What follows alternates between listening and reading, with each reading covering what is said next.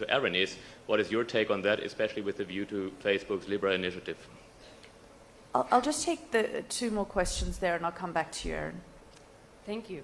My name is Beth Goldberg and I'm from the United States. My question regards the complicated relationship between tech companies and governments. We know that there's been tentative collaboration, particularly in the aftermath of terrorist attacks like Christchurch in New Zealand. But we talked on the panel about getting to the roots of terrorism, which is preventing radicalization in the first place.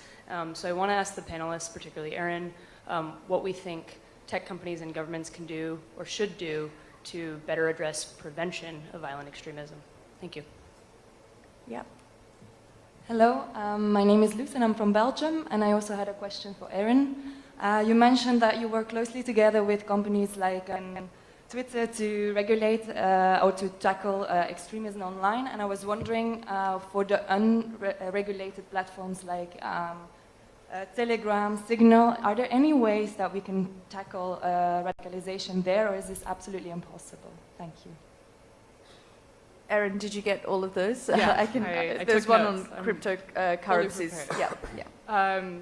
Great questions. So on the cryptocurrency networks to date, but we have seen some indicators around early ISIS mentions of Bitcoin and some interesting topics like that. It was definitely meant to be safety by design when Facebook did decide to take part. Bill of fare on the banquet table today. As I said, I'll be talking about the banquet. Well, you have the soup getting served, which is comparable to the cyber warfare that is going to be launched before any combat. You'll have disruptions of military systems, civilian systems like the railways, power grids, and what have you. And just when the soup is over, you'll see that the starters have arrived, which will come in the form of missiles and drone attacks. And if that is enough, and this is something which will land in the hand of terrorists as well. So you will witness all this happening in terrorism. The future of terrorism is going to be as dirty as combat, conventional combat. So if the adversaries are quite satisfied with soup and starters, then they can go straight to the desert, which is the negotiating table, and start negotiating. And you feel that there's a happy ending to it. But that is not the way things will happen. You will have to go in for the main course. And main course is going to be mainly non-vegetarian. A lot of bloodshed on the battlefield, attrition, man-on-man combat, combat in the air, combat in the seas. And finally, when all that gets over, depending on who's the vanquished, you will finally get the desert served. And with the political masters then looking at the end state. So we might think that there is a happy ending to all that and that everything will come to an end. But let us not forget that this banquet could well be attacked by a swarm of bees in the form of terrorists. So this war is not ending. The war on terror is something which is going to continue. We'll have to live with it until we understand and get to the roots of terrorism. So to say that, the desert has been served and everything has come to an end, but don't forget, even at the end of that, there's a lot of cleaning to be done. The tables have to be cleaned, the dishes have to be washed, and a lot of things to be accounted for the damages. So therefore, what is the future of terrorism? The future of terrorism is that terrorism is here to stay. So long as there are going to be states that are going to be sponsoring terrorism, so long there are going to be states that are going to use terrorists as their proxies, make weapons available to them, make the funding for them, we cannot control terrorism. And therefore, what is the final end state that we wish to arrive at? We have to bring an end to terrorism, and that can only happen the way the Americans started after 9/11. They said, let's go on a spree on global war on terror and let the nations join together and fight terrorism together. Well, to do that, what do you have to do? You have to isolate the terrorists. Anybody who's sponsoring terrorism has to be taken to task. You cannot have partners who are partnering with you in the global war on terror and yet sponsoring proxies and terror. You're referring to Pakistan? I'm referring to any country which is sponsoring terror. Yes. How do you deal with a problem like Pakistan? Yeah, therefore the problem with this is you have to have an international messaging that has to go to them, hard action being taken. And I feel one of the measures that has been adopted is blacklisting by the FATF is one good measure. Diplomatic isolation. You have to do this. You have to bring about acceptability in the nation that yes, they are sponsors of terrorism. Denial of terrorism, to say that they are not denying it, they are themselves victim of terrorism, cannot continue for on, and I think we have to get the bull by these horns and take them to task. So then I take it you're a supporter of the peace deal with the Taliban. Yes, I do agree that you have to come to a peace deal with everybody. So if you have to come to a peace deal with them, you have to go for a negotiated peace. But in that, the Taliban or whichever organization is contemplating terror has to give up that weapon of terror. They have to come to the main table, they must come into the political mainstream, and then if they want to rule the country through the will of the people. Well, they did once before, and we saw how that ended. Well, but they did, but yet they had the power of the gun behind them. When you have, Do you think they'll have the power of the gun this time? as of now, it is difficult to say, but I would say yes, they will. So you think that Pakistan will continue to support, fund, back the Taliban if they were to return? The answer is yes. And what are the implications for the region? Implications is that for some time you may be seeing a semblance of peace in Afghanistan, but finally it may be things back to normal. You have to basically change the ideology of the people who are residing in this area, the ideology behind Taliban, and only then can you bring in lasting peace in the region. Does it make you angry that the Americans are negotiating with the Taliban? No, not really angry. You finally have to come into the negotiation. But I think when you come into the negotiation, it must ensure lasting peace. It should not be just a temporary measure to find an exit. Today, the Afghan National Defense Force is emerging. They need support. They need technological support, they need air support, but let me tell you, they are doing a good job. We need to give them the credit, but that support must continue for some more time. Gareth, the United Kingdom is often accused of being in Pakistan's corner when it comes to Kashmir, when it comes to various other issues. How do you respond to that? Thank you, Yalda. Before I go into that topic, which I obviously imagined you would raise, I think it behooves us all here to pay tribute and remember the victims of terrorism. And while I'm here in Delhi, I want to remember that by the last count in 2018, some 340 Indians lost their lives to terrorists, and that is unconscionable. And the UK knows the suffering that a nation can bear when it loses its people to terrorist action. So I just want to record that and to record our sympathy and empathy with India today. To your point on Pakistan, and indeed I think I know where the General is going, it is absolutely clear that terrorist groups are operating from within Pakistan. They pose a serious challenge to the government of Pakistan and to South Asia's regional stability. Absolutely clear. So what do you do about that? What you do about that, if you're the UK, is you engage, and you engage hard. You engage at every level, from the bottom to the very top. You engage regularly, and you set out in terms the importance of action against proxy groups and against terrorism and against extremism. And I know very clearly that the charge is put that somehow the UK is close to Pakistan or too close to Pakistan. But it's just a simple matter of necessity. We have to be engaged with countries across South Asia, having robust conversations at all levels about what needs to happen and needs to happen urgently. But does the General have a point when he says that for 18 years you've been supporting, backing, funding, they've been allies, and yet they haven't been offering the support that they should be in dealing with and cracking down on groups like the Quetta Shura?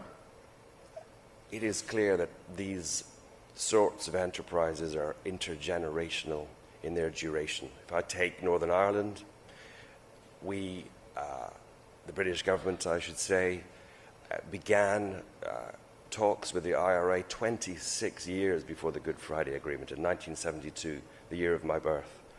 Disavowed, secret back channel, and that wasn't pleasant. That wasn't an easy thing to do, particularly at the time. That was an uncomfortable place in which to be, and it signaled just how hard the yards are, how long the path is for one to have to tackle terrorism. 18 years into the UK's latest commitment to Afghanistan, it feels extremely hard. But at the same time, to the point that's previously been made, I feel that what the United States are doing is innovative, courageous, enterprising, and really trying to push for that settlement, that long-term settlement that you've both implied needs to happen. There are those who argue that just the way the United States took decisive action against, say, Qasem Soleimani, they should be doing the same thing in the sanctuaries in Pakistan. I think, first thing, you point out that the issue of terrorism and proxy terrorism is a global phenomenon. You have different manifestations worldwide. And as you have different manifestations, so you require different responses.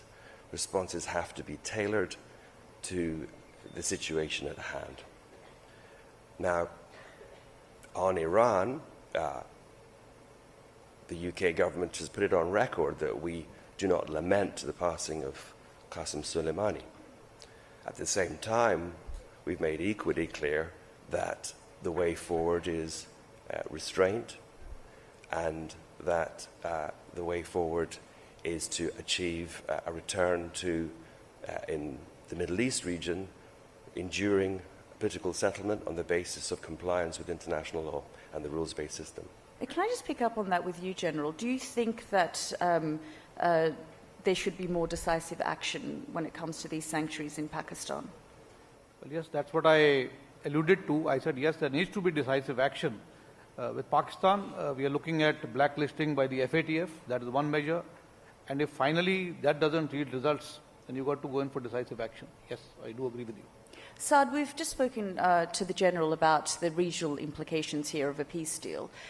Domestically, though, how does that impact things in Afghanistan as far as terrorism is concerned, if there is a peace deal that's been struck?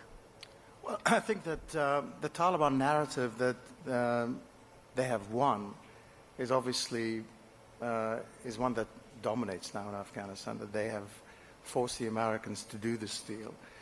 And the unfortunate thing is that 20 years after 9/11, that it is the Americans sort of giving up and walking away from Afghanistan. Not just Afghanistan, we're seeing it in Syria, and we may see it in Iraq. So the world, I think, has, this global front to fight terror. It seems to be on retreating to an extent. And one of the concerns that I have is that people always talk about the Taliban or ISIS or different organizations and how we've defeated them.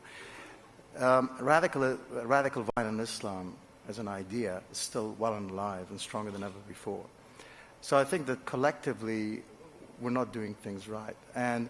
But to the General's point, I mean, I think it's going to be impossible to defeat these ideas and these organizations if they have sanctuaries, if they have outside state support from not just Pakistan, but other countries as well in the region.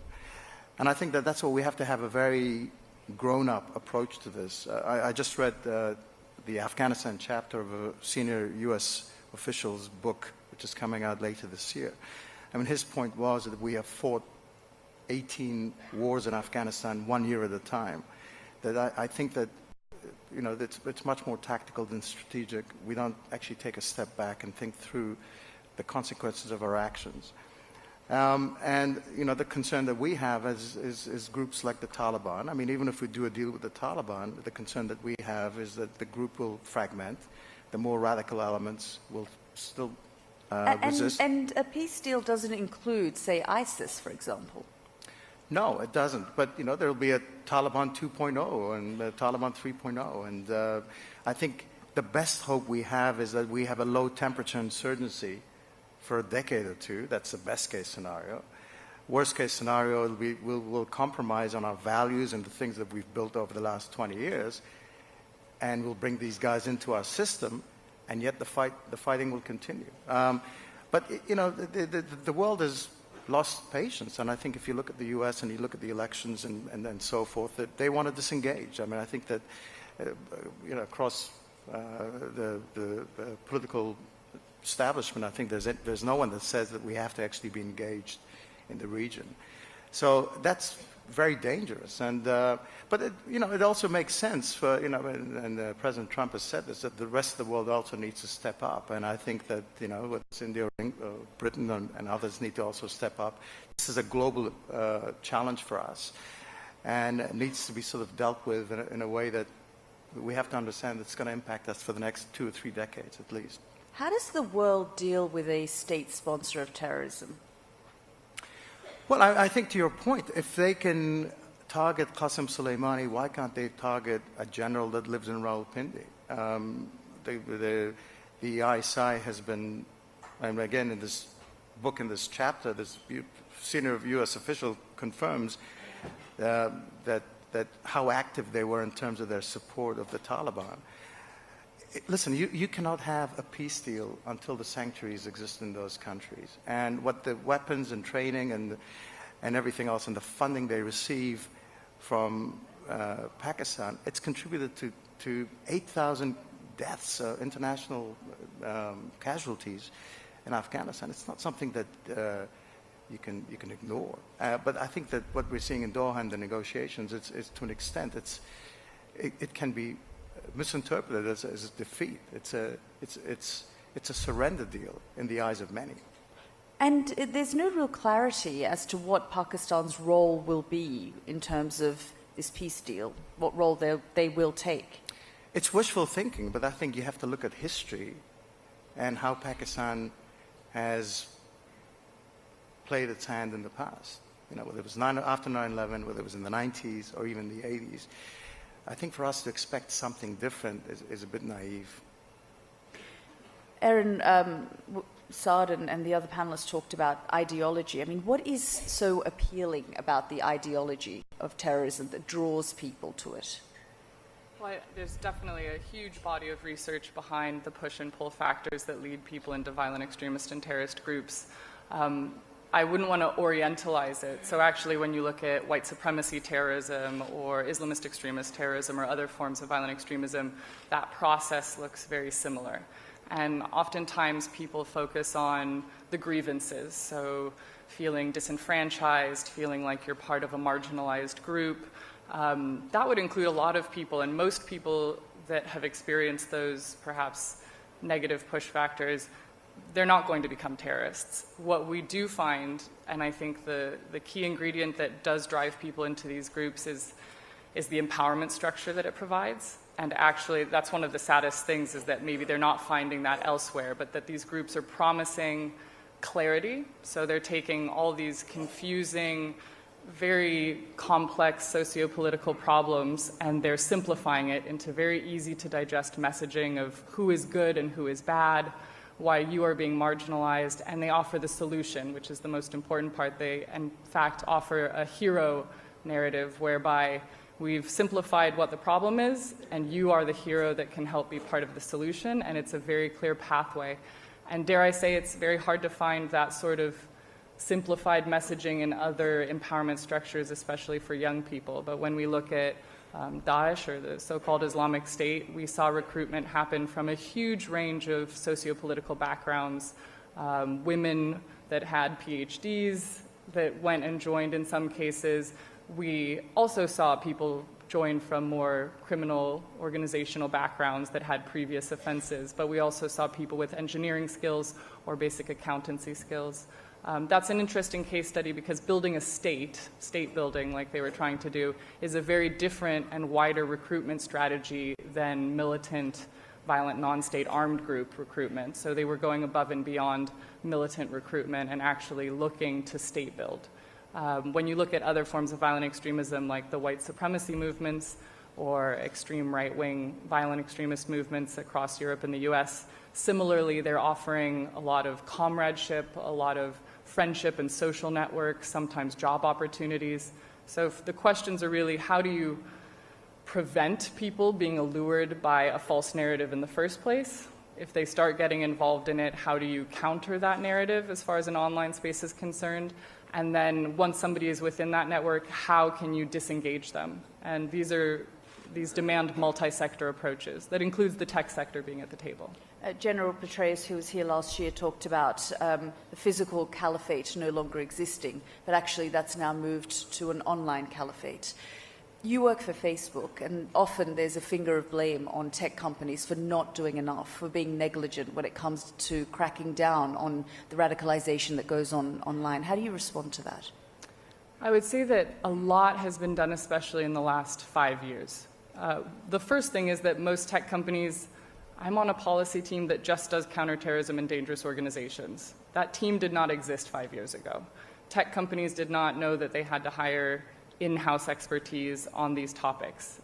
When you're developing a new piece of wonderful, beautiful technology, there's an idealism behind it, and you never think how horribly that tool could possibly be used. So I think we have, especially with the larger tech companies, we've come a long way. We have over 350 people at Facebook that just work on counterterrorism and dangerous organizations, and that's supported by over 35,000 people on different time zones on safety and operations teams that have different specialties, different language capacities, different cultural nuanced expertise, people coming from law enforcement backgrounds, legal backgrounds, practitioner backgrounds, but also engineering support. So for a tech company, it's really 3 questions. It's how can you build out that human expertise? Where can you use artificial intelligence and tooling to be more proactive in detecting these networks or violating pieces of content around terrorism? And then how do you build multi-sector partnerships? And so beyond the human expertise, already for artificial intelligence, we've taken tooling from other abuse areas. So we use photo and video matching technology that was learned from the child sexual abuse area of how to match around hashed pieces of technology so that we can detect it upon upload.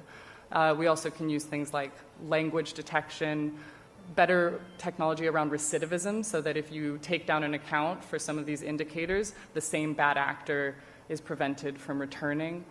This takes a lot of engineering support and a lot of testing around false positives to make sure that we're not over-censoring. So it's important that we build in appeals processes. But partnerships-wise, what we've seen is the result is good. You know, in the first 3 quarters of last year, Facebook removed over 18 million pieces of terrorist content. That's a lot. How much content are we seeing coming out daily from a group like ISIS today? So if you look at the heyday of ISIS, they were releasing more than 200 unique pieces of propaganda each week. And that was in about 8 to 12 different languages, depending how fluently you look at it. There were spelling errors in some.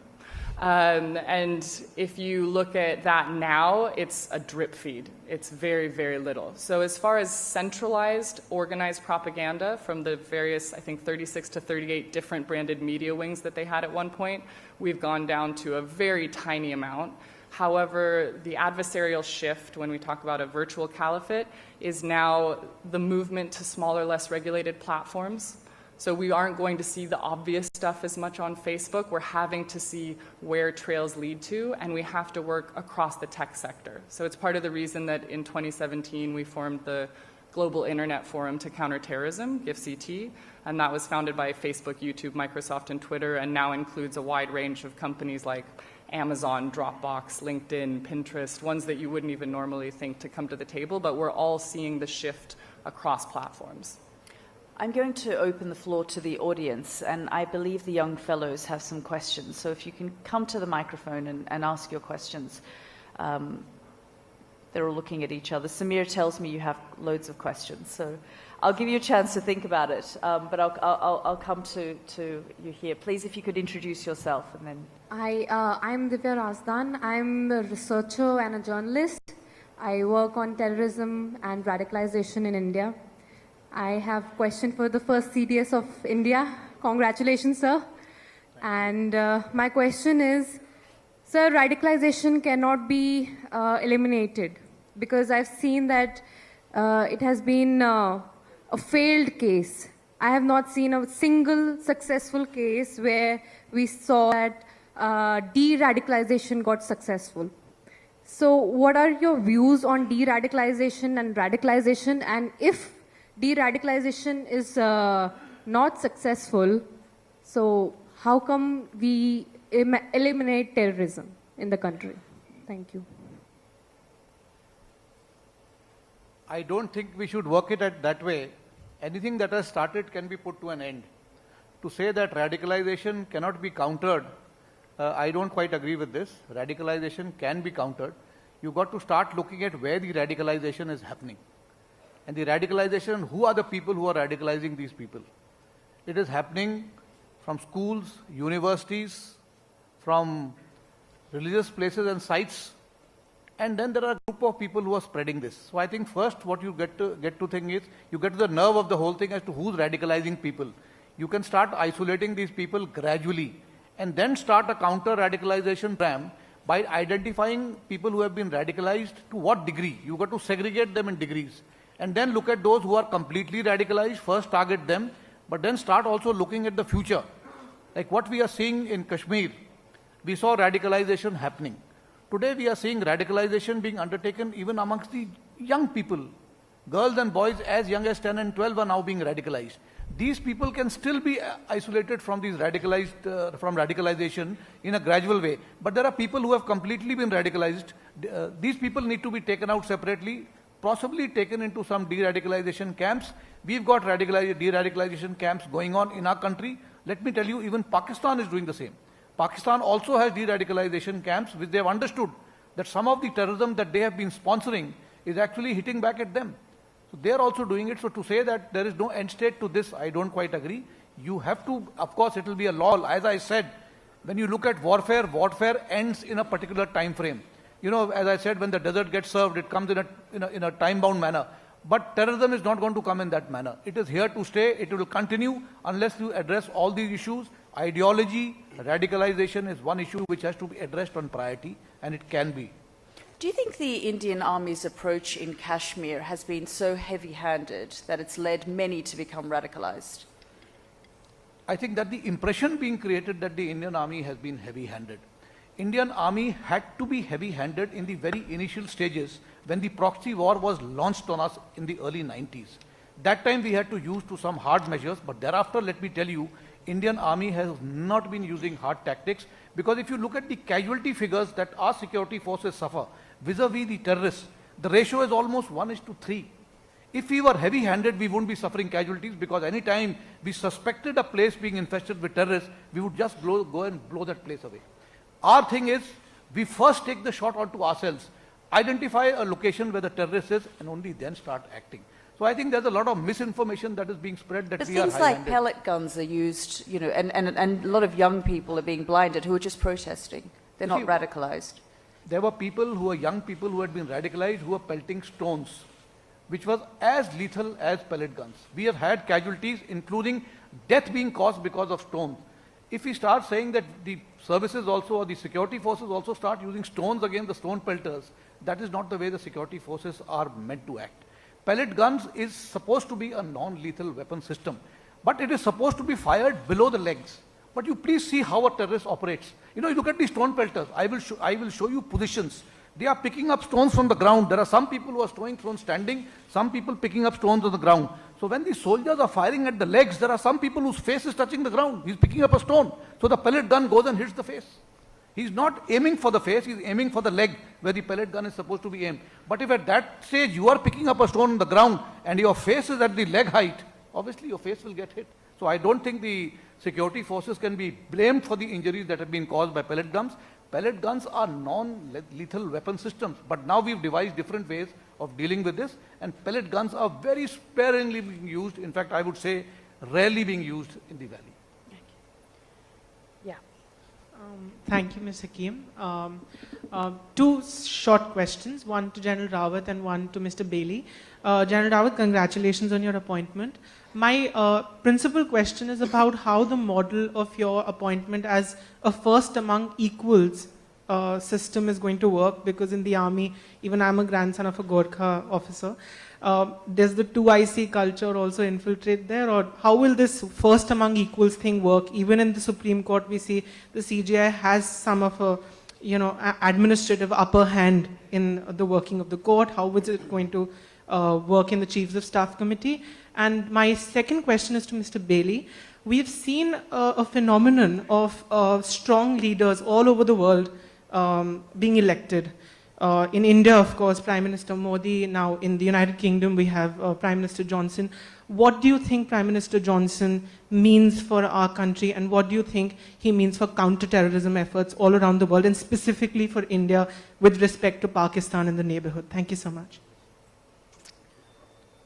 Well, as far as the charter of the CDS has been laid out, CDS is the first among the equals, but he's got clear and well-defined responsibilities which have been spelt out, and that while he's first among the equals, he has some authority over the 3 service chiefs other than on operational issues. So I think the task is well cut out, and I think we will be able to function within the firm framework which has been laid out for the CDS. I don't visualize any problems. We've had meetings with the 3 chiefs, and I think we are doing well. We've already started functioning. A lot of decisions have already been taken in the past 15 days. Gareth, I think there was a question to you. Yes, thank you. Thank you very much for, I think, the implied compliment towards Prime Minister Johnson, who was returned with a strong majority and has a very well-known, I think, commitment to cherish and value a partnership with India and to take the UK-India relationship to a new level, to make a step change in how we work together. I should say that's a step change from an extremely high base. The depth, the breadth, the strength of the relationship is absolutely extraordinary, world-class. In my own position back in the Foreign Office, I sometimes struggle to wonder how to improve upon it.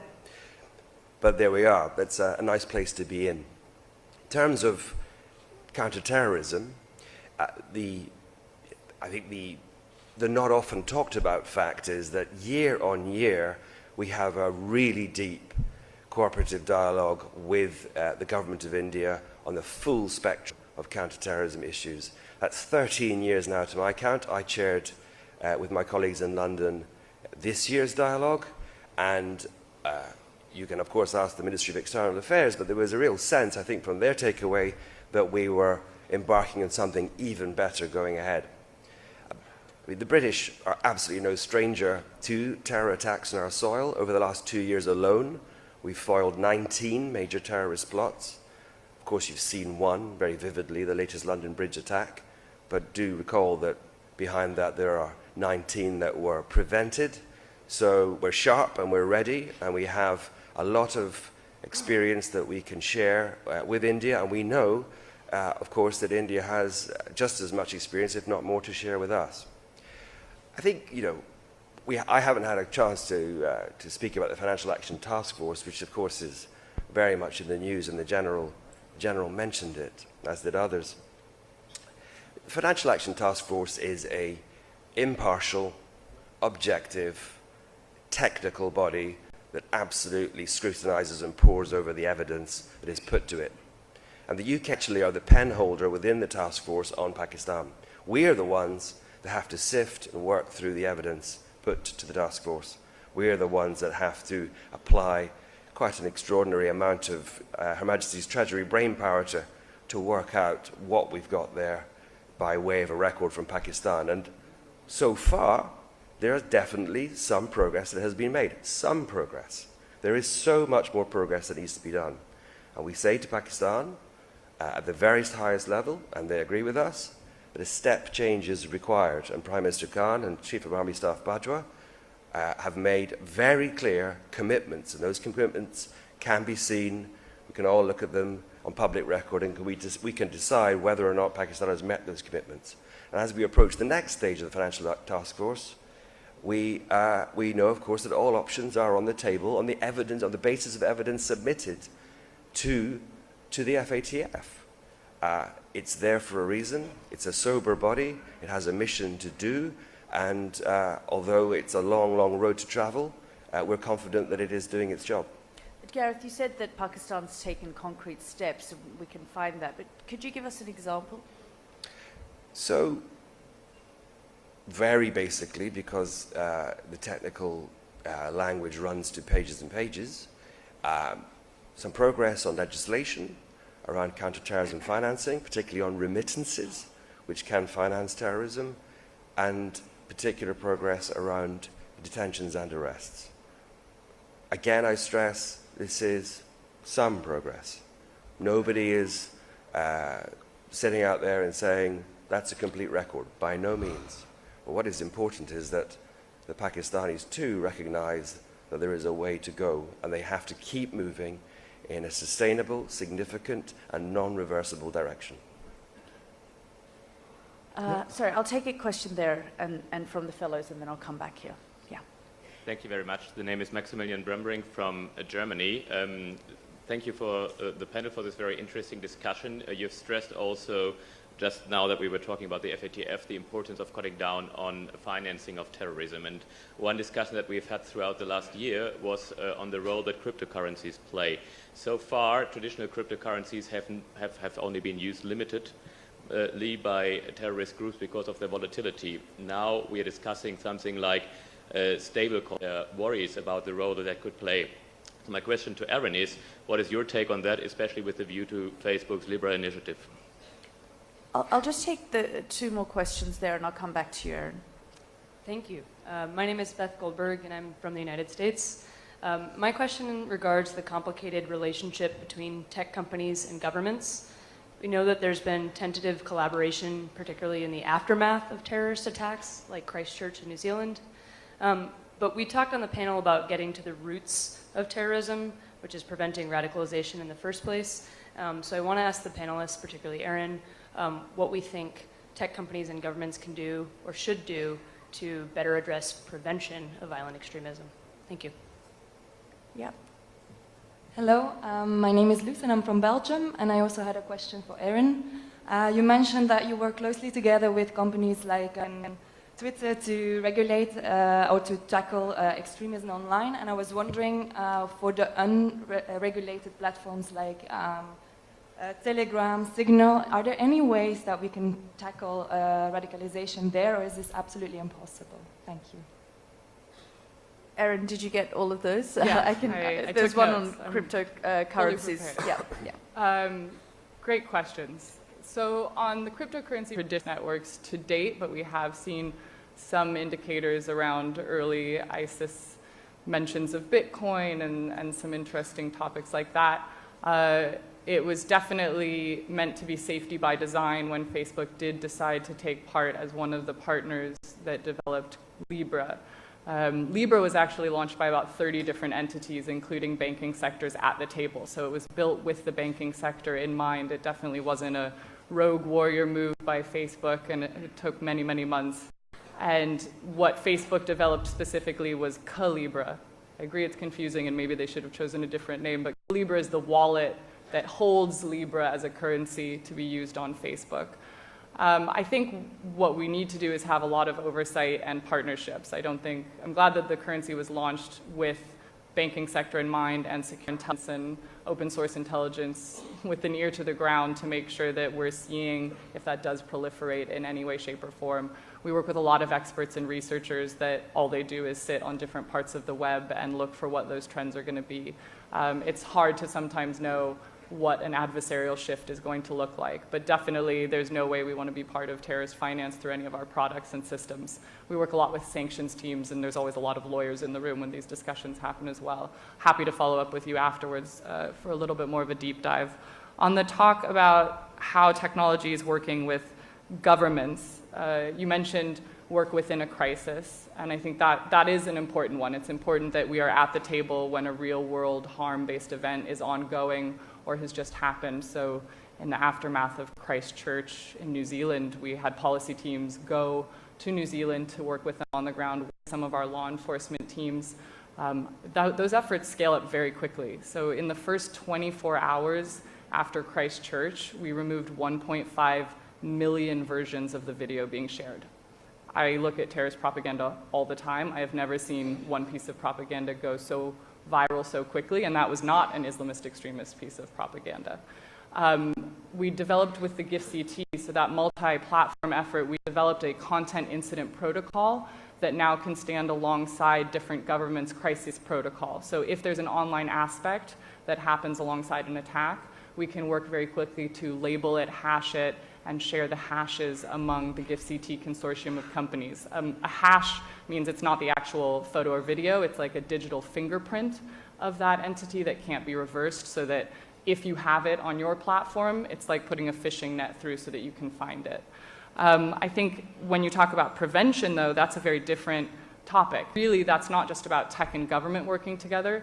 If you look at preventative counter-speech content, you need a credible voice. And oftentimes, a tech company or a government might not be the credible voice to engage with people about countering an extremist ideology. So it really takes civil society partnerships. The GIFCT actually held a workshop in Delhi last November, and it was amazing because we were able to bring academics to the table with tech companies, government law enforcement, and civil society groups. And I guarantee you, not everyone always agrees on the approach in that room, but having a multi-sector declassified threat assessment that also outlines different approaches for prevention, the narrative has to be very localized, it has to be very credible, and a lot of times it has to be peer-to-peer. So I know in India, Facebook's helped support initiatives like Voice Positive or the Digital Masala Challenge. We've had the peer-to-peer network, and all of these are really to help upscale and optimize civil society voices strategically. It's really a strategic communications challenge to get to the right audiences online to help cause resiliency and really preventative voices to cause that buffer where people thereby don't join a process of radicalization in the first place and have the materials and the narratives necessary to provide the right alternatives. I'll take a few questions, just so, because we're short on time. Yeah. My name is Sanjeev Tripathi. I'm a retired civil servant from India with the intelligence background. My question relates to countering radical Islamic terrorism.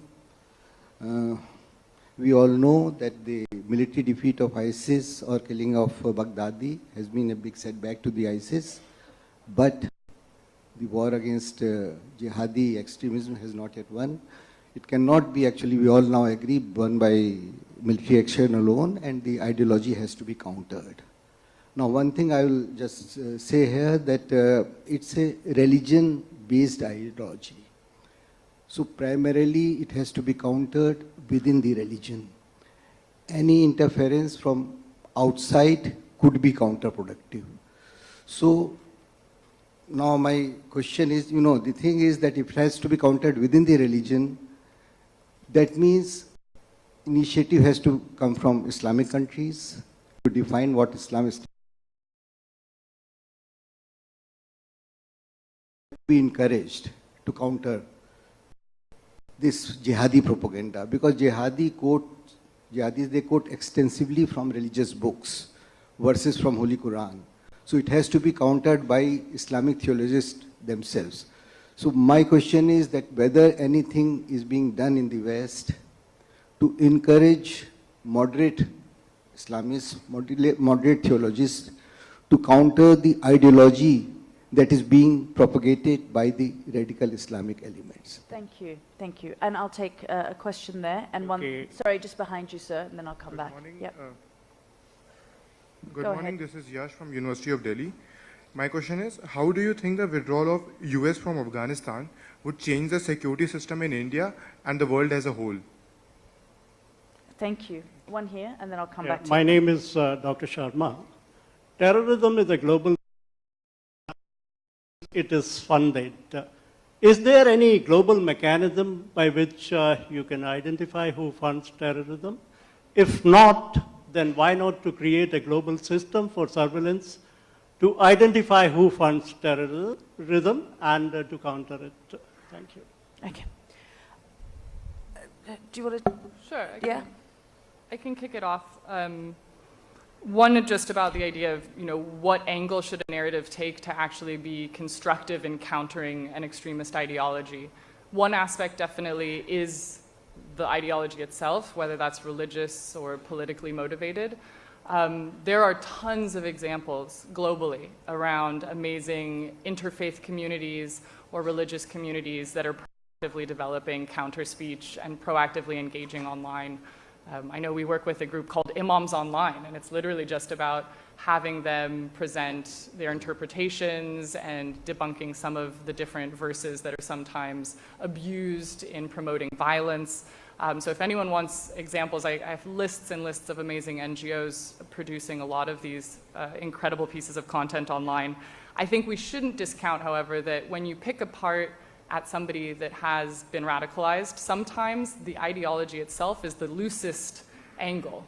Sometimes actually a lot of the reasons why they got involved was because of comradeship, a sense of family, an empowerment structure, and a peer-to-peer network. And so there's a huge diversity of voices that can be very effective and credible. And I would also look to former extremists as a very credible voice. And there's some great global networks such as the Against Violent Extremism Network, some of the exit programs, to back to an original question around disengagement. There's some amazing disengagement or de-radicalization programs, if you want to call it that, that have former extremists as the credible practitioners that help people leave because they've been there and back.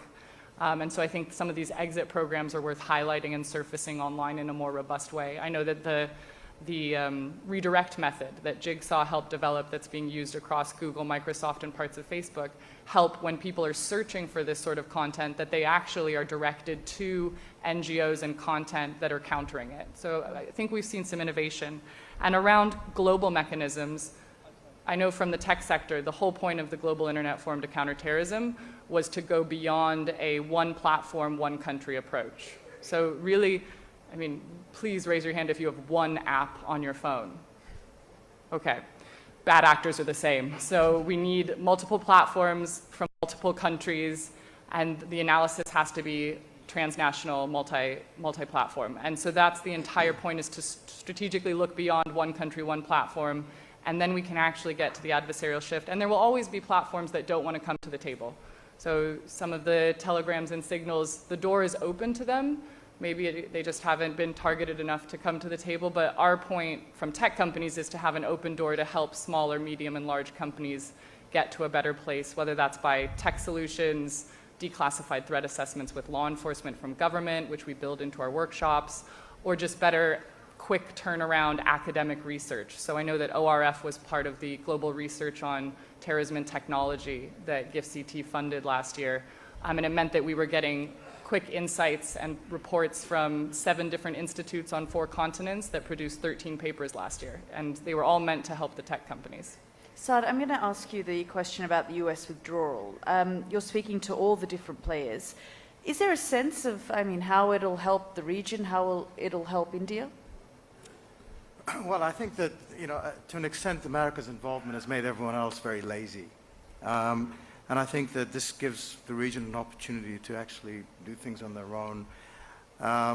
That's, you know, helping the Afghans or dealing with terrorism, regional issues and grievances. And I think people get radicalized for different reasons in different parts of the world. So I think there's an opportunity as well, and I think that we have to take ownership of regional issues in South Central Asia. And I think everyone has to do their bit. But, you know, when some of the state actors are not willing to play ball, it makes it much more difficult. That's why you need that international consensus in terms of dealing with some of these people in a very serious manner. I just want to get back to Facebook because I know you're trying your best, but just for us to assume that everything's okay because Facebook's dealing with it is absolute rubbish. On a daily basis, I receive videos on Facebook, on WhatsApp, various other platforms, Taliban videos, Al-Qaeda videos from Afghanistan, from Iraq, from Syria, every single day. They're able to amplify their messages. Whatever Facebook and the other platforms are doing are not enough. They have to take responsibility. I run a media organization in half a dozen countries. If we put anything out, we would lose our license. We would be banished. And I don't see Facebook, Twitter, Google, and others facing the consequences of their actions or lack of actions. So whatever they're doing, it's not enough.